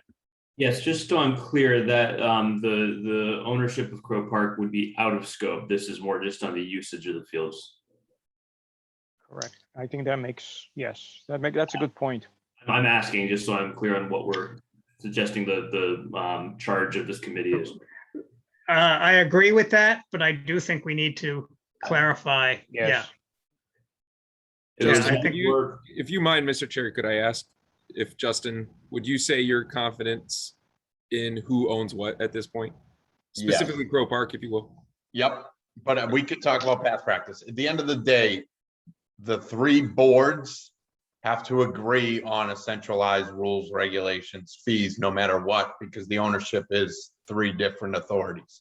So we can, even within that group, you could decide on the authority, the legal authority, but that could be transferred over as a subsequent agreement to the select board if need be. So really, at the end of the day, what we were trying to do was kind of put all three boards on the same path for a centralized approach, and then you could build off that in the future. That was the rules and regulations aspect, and then building on to user fees and things of that nature off of that. So was your conclusion that, and again, I don't want to get into the weeds on this because the Red Sox are playing. Was your conclusion that that all three of those boards, and I assume it's schools, town, and recreation, are all, no, conservation? Yes. Okay, those are the three bodies that potentially have authority over Crow Park? Yes, David, I would tell you the map is 98.9% accurate as presented, and I would tell you that I could close the 1.1% in a longer conversation. Okay, all right. So Someone's clapping? yeah, it's coming from my house, so that means the Red Sox scored. The Red Sox scored. Oh, yeah, it's 2-0.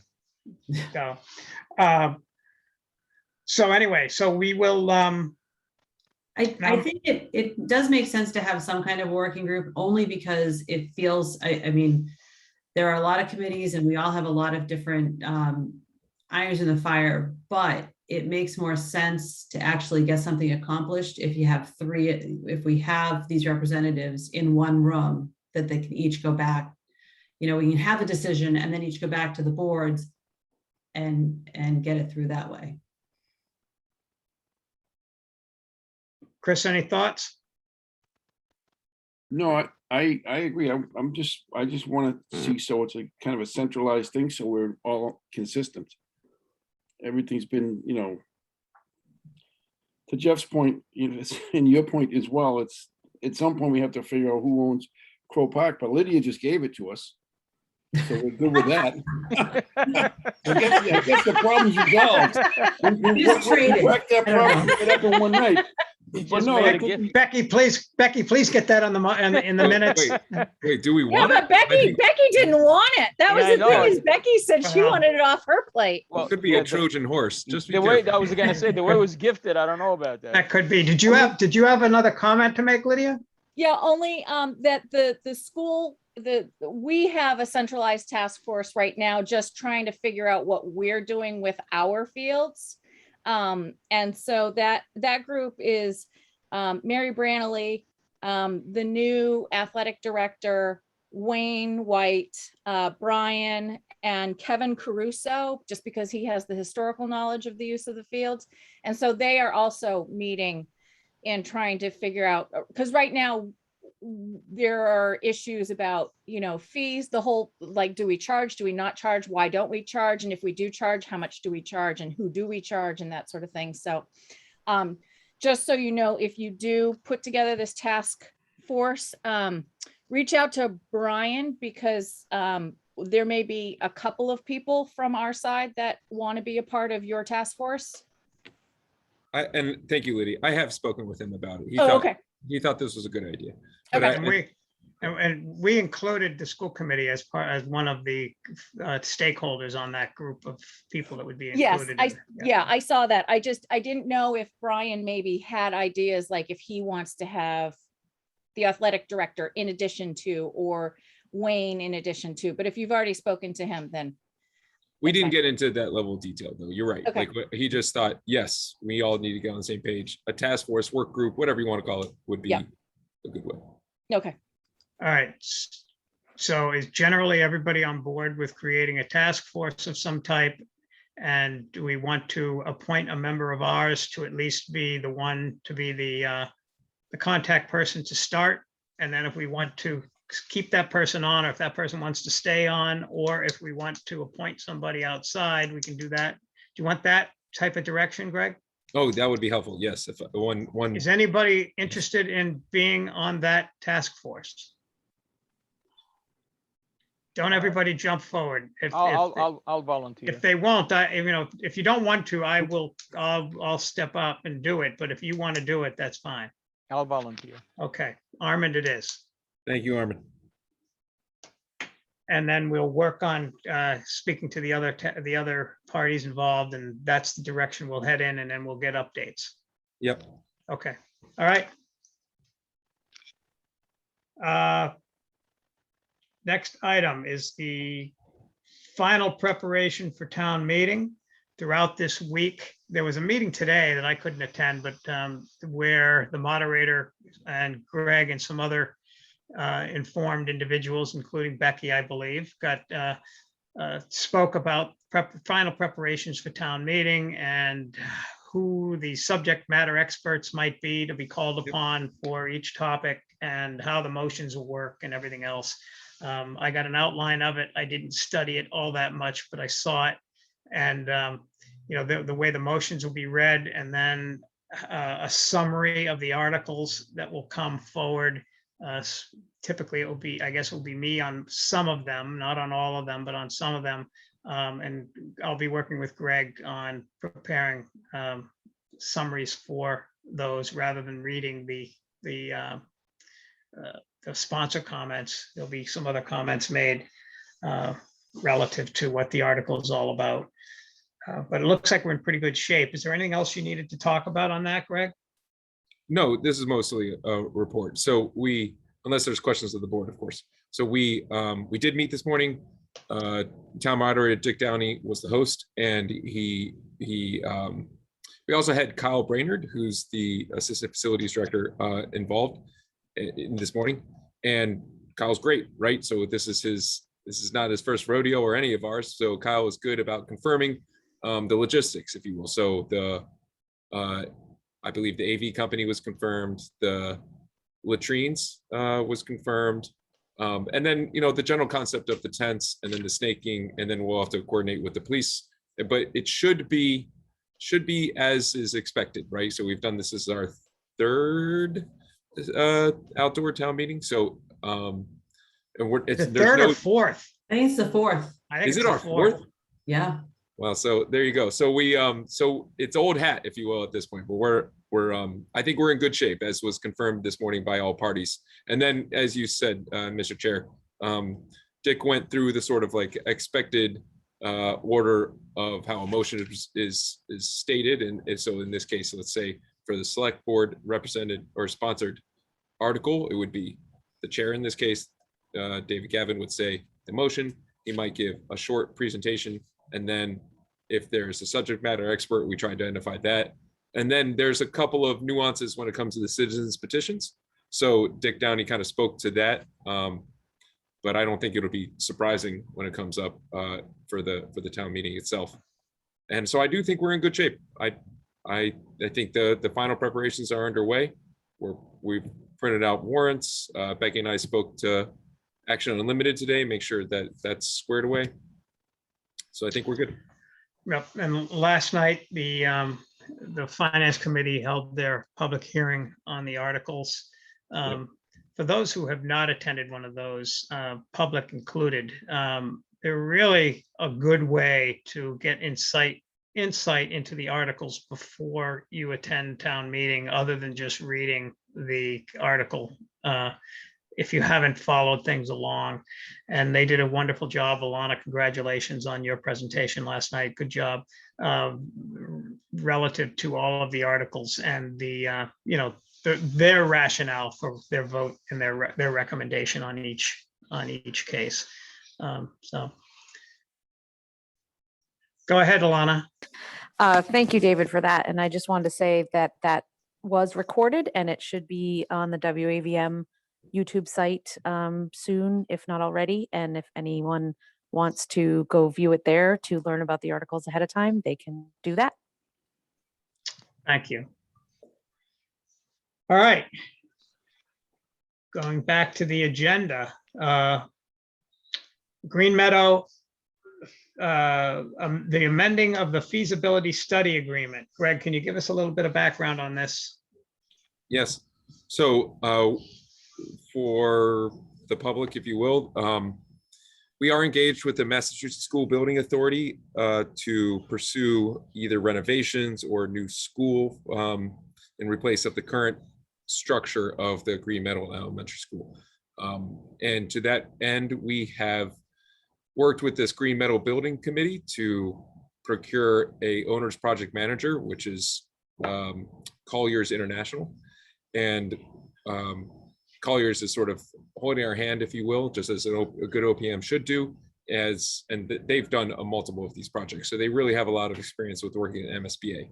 And it was brought up that there was some protocol, and specifically a date that was off in the agreement that the town, the owners, if you will, represented by the select board ultimately with the MSBA, there was a date that was off. And I noted it in the public contents of board docs. It's kind of a clerical thing, but it is still a date that needs to be amended. And so that's why I'm asking for the board to approve the amendment for that date change for the agreement. And just for clarification purposes, the date was listed in the contract as July, 1st of 2021? Yeah. And it needs to be it needs to be amended to July 1st of 2022. Correct. So there's no motion that's outlined. So if anybody wants to craft one, I can craft one if nobody else wants to. There's a motion. See a motion. Oh, is there? I didn't see it. Oh, I see it. Never mind. I have to drag it down a bit. So can I ask a quick question, Greg, about the, because again, they eliminated I think they eliminated the original anyways. So are they just saying that they cannot provide the project scope and budget is at July 1st, 2022 or after, as this one is on or after July 1st, 2021? So it's the same. So basically it's on or after, we're just changing the date, the year, correct? Correct. Okay, I'm sorry. Just the date. No.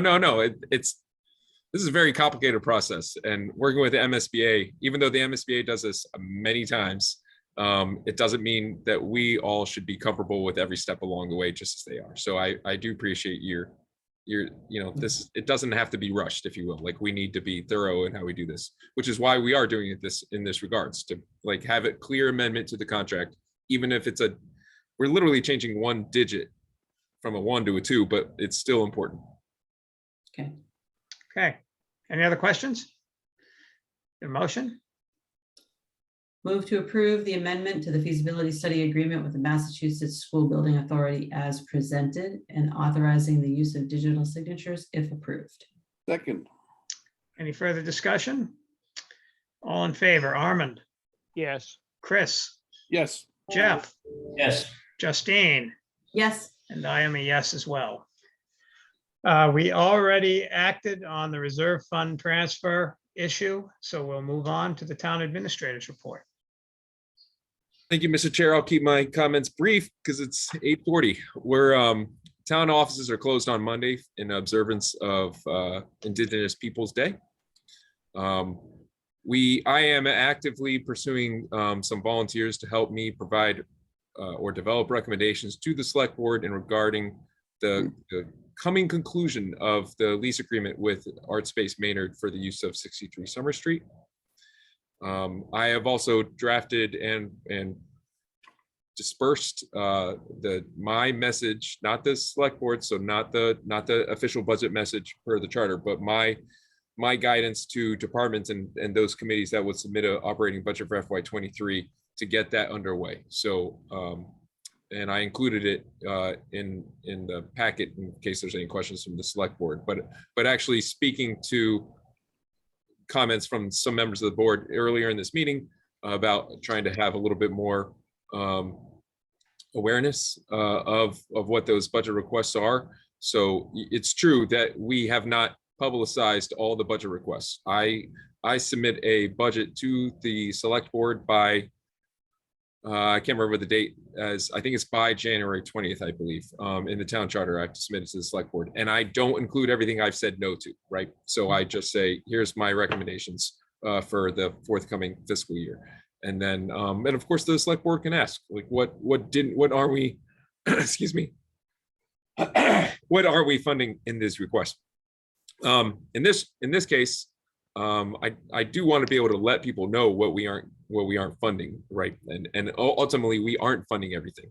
In fact, at the end of the day, most likely, we'll be funding very little of what the requests are come through. There's very little discretionary, if you will, from fiscal year to fiscal year, staying within the confines of the regular budget increases. So in my budget message, I gave out to the departments that I do want to see their budget requests in a format that I could present in some fashion. I'm not going to include, there's like 13 department heads. So am I going to do 13 times 8, however many slides? No, I will kind of summarize it into maybe some highlights, but I also wanted to include departments' awareness and sensitivities to the master plan and other sort of like guiding documents that I would like the select board and ultimately the public to be aware of, that we use those as guidance, just as I do with the select board's annual goals, and how do I ultimately craft my recommendations to the select board. Separate from that, Megan is away, so I've been acting as host this evening because Megan Zamudo, the assistant town administrator, is in Portland. That she's pretty lucky. She's in Portland, and she's more than lucky. Portland, Oregon. She's on the other really? side.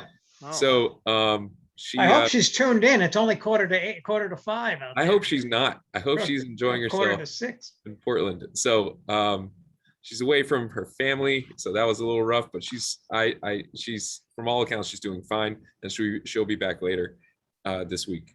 But also I want to commend her, even though she's not here, because she applied for a grant. So she recognizes the cost burdens of attending conferences, and she successfully was awarded a grant to help her in her travels. I want to see what else there is to highlight. I included some pictures, of course, because you know me in pictures of Fire Chief Stowers being kind enough to grant me, Donna Dodds, and John Kramer and Kara Walsh a quick little tour of the existing fire station. Because similar to the 63 Summer Street and the art space, I would like to provide recommendations to the select board as to what to do with that property once we move into the new fire station. And I'm scrolling really quick if there's a lot of good pictures and good work from Public Works. As always, I apologize for the fuzziness of the water main break that happened. It wasn't, excuse me, not a water main break. It was a fire hydrant. A fire hydrant got hit on Sarah Lane, and the water was going everywhere. And Justin provided me a good video, which I could not include in a PDF. So I took a picture of it and I included it here. But as always, Public Works being as professional as they always are, and provided me updates to that. And Fire Chief Stowers provided a snapshot, if you will, of where we are with CARES monies. So if you're interested to see how that money has been distributed and how it's being reported, Fire Chief Stowers has done a great job of being on top of the details and the reporting structure. And it's not easy, and it's a lot for him to undertake on top of his duties of being a fire chief. So I really appreciate the attention he's given to that. And I believe that is it, Mr. Chair. Thank you very much. Speaking about fire chief, the fire station has come along really well. It's if you haven't seen any pictures from that, you should see those pictures. I would say go over, drive by. Oh rather than yeah, look at that too. Yeah, of course. It's Kind of look like a building. Yeah, it is. So chair's report. Couple quick things. I want to congratulate Sarah Cressy and the chamber, or whatever the correct term is for her organization. Yeah, for Maynard Fest, I think it was a huge success. I heard nothing but positive comments. And I think that for coming out of COVID, it was just what we needed relative to community. Just everybody seemed excited to be there. And despite the fact, it might have been smaller than years past relative to the number of vendors, I don't think it was really that noticeable with the enthusiasm of the crowd. So it was really good, and I think everybody's thankful, and we look forward to next year already. The following day, I happened to have, and Justine joined me over at Kate Hogan's annual old-fashioned pie fundraiser, which was very well attended over at Sanctuary. And, being able to have so many visitors from out of town, many of whom from our neighboring town of Stowe, who I spoke to a number of their select board members.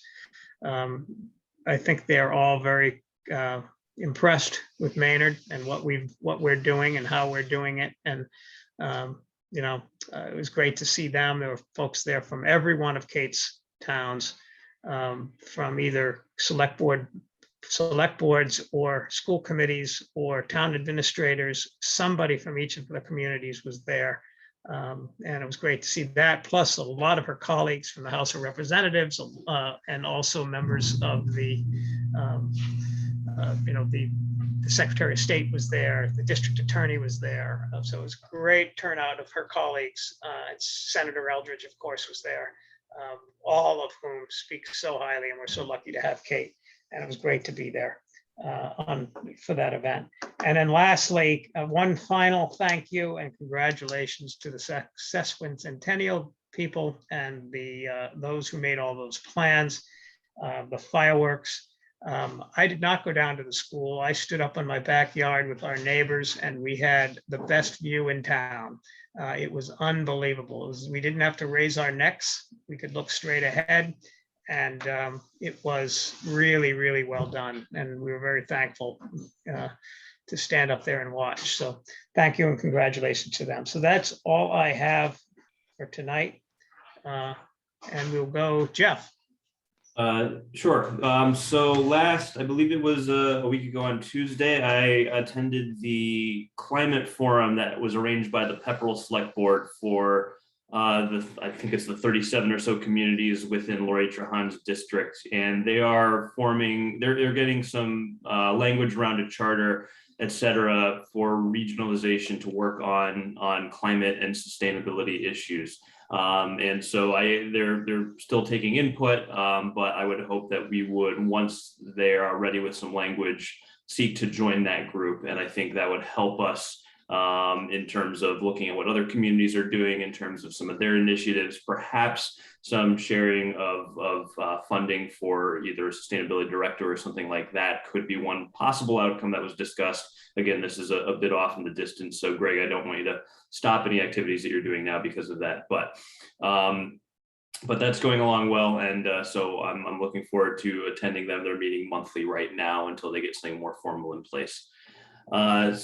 Second, I received some input. I was hoping that during our select board meeting next week, where we discuss policies, we could spend some time to visit how we handle host community agreements, not specifically the one that we're talking about now, but just taking kind of feedback from what we're doing and seeing if there are ways to streamline that process. So I hope that we can spend some time on that next week, because I think it'll be appropriate as a select board policy sort of discussion that we can have. So even if we don't have language around that, I still would like to have that discussion if there's time, David.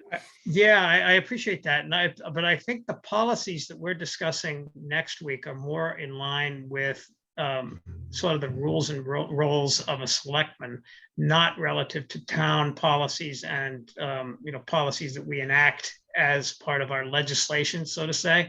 I think that would be, go ahead.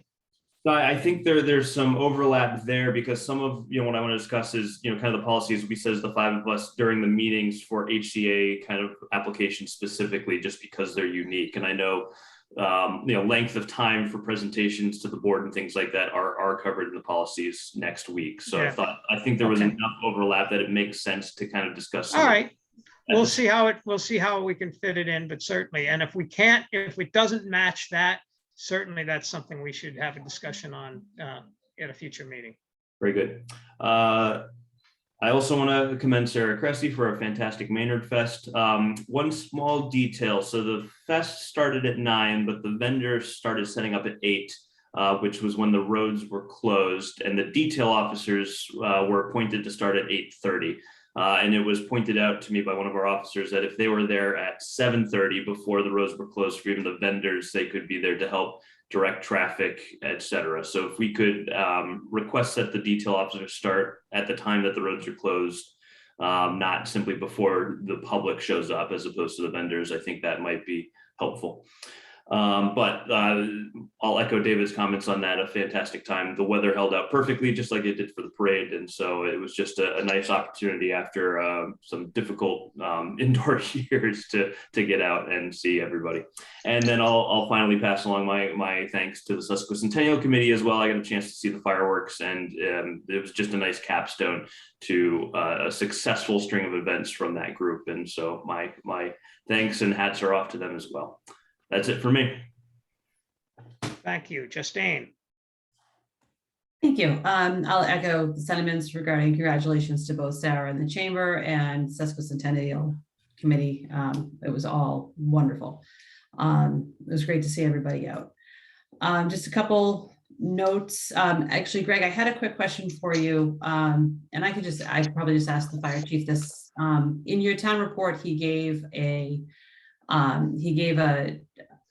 statistic of, that we have asked for mutual aid or automatic aid 135 times. And one thing that I wanted to ask is, I know that when Camellia Gardens, when their alarm goes off, the standard is that we get, I believe it's Concord, Acton, and Sudbury respond anytime the fire alarm goes off, regardless of what, if it's false alarm, whatever, everyone starts to go because they have to. So what my question is that one request for automatic aid, or is that, does that count as 3 requests for automatic aid in his calculations? So I was just curious. So. That's a good question. I mean, yeah, sure, I'll ask. Yeah. I was just curious. And so, and then other than that, busy week last week and this week, the school building committee has been meeting. We will be going forward, the 3, I forget the terminology, but the 3 people who have been chosen to move forward with the MSBA design process will be meeting in mid-October with the MSBA for the designer selection process for this feasibility study. And so that is a process that's going on now. The school building committee itself is meeting next Monday again, and then, no, I'm sorry, that's Indigenous Peoples Day, Wednesday. And then we'll move forward after that. We also had budget subcommittee meeting. We got updates of FY22, trying to close those out. Jeff did a great job with kind of trying to determine comparison communities and seeing what's, it was a great start to what hopefully will be a very good conversation. We talked a little bit about trying to get, I think, Jeff, to your point, and to what Greg was saying is, to find out how much department heads actually do request that gets cut before we know it gets cut. So we have a better idea of, the asks that aren't getting funded, because we don't, Greg and Mike did a great job with, they have a job, they have to balance the budget. And so they start it before, before they really have to cut, they already cut. And so it would be helpful for us to see at least what's getting cut, so we know where the drawbacks are. And I think that's all I have. Thanks, Justine. Hey, Jeff, I heard some good things about that presentation that you made, and that it was intriguing. And I, some of the things I heard, is that something that you would be able to take 10 minutes on a selectman's agenda and present the same thing with your thoughts and Yeah, absolutely. My plan was to share it with the tri-board whenever that meets, whether okay. fall or next winter, but if we feel we want to see it ahead of time. And I think I got some good feedback from the other members of the budget subcommittee meeting on the way to approve. So even if you don't see it, I could do it, next meeting, but I'll keep adding. No, I wouldn't ask for it right away, just when you're ready, but just so that we can sort of get an idea of what it is. And, like I say, it sounded intriguing. So. Absolutely. Thanks. Chris. No, not much. I was away for the Oktoberfest, but congratulations to Sarah and everybody involved with that, because from what I've heard and all the pictures online, it was fantastic. So I'm kind of sorry I missed it, but that's all I have for today. Thank you. Armand? Yeah, same with me. Unfortunately, I was away, but I appreciated the aerial view that Justine took of the Maynard Fest. That looks really, really nice. And I saw pictures of fireworks. I saw pictures of Kate Hogan's pie fundraiser. So I was able to see the pictures. Unfortunately, I wasn't there to see it live, but kudos to everybody. Okay. Thank you all. Is there a motion? Motion to adjourn. Second. Everybody, all in favor, wave. Have a great night, everybody. Thank you, and go Sox. Yeah, 2-0 still. Thank you. Have a good night.